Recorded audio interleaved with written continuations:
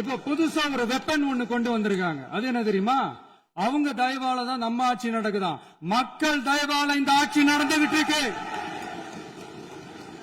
மனசாட்சி உள்ள சக்திகளோட ஆதரவால இந்த ஆட்சி நடந்துகிட்டு இருக்கு. நாங்க தான் அனுப்பி வச்சோம் அப்படின்றாங்களே. அனுப்பி வச்சவங்களுக்கு மினிஸ்ட்ரியில இடம் கொடுத்தா ஏன் கதறீங்க? ஏன் இவ்வளவு கோவம்? ஏன் இவ்வளவு கதறல்?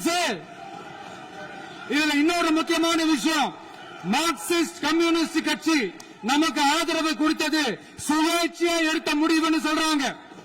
அதே மாதிரி இந்திய கம்யூனிஸ்ட் கட்சி நமக்கு ஆதரவு கொடுத்தது சுயேட்சையா எடுத்த முடிவுன்னு சொல்றாங்க.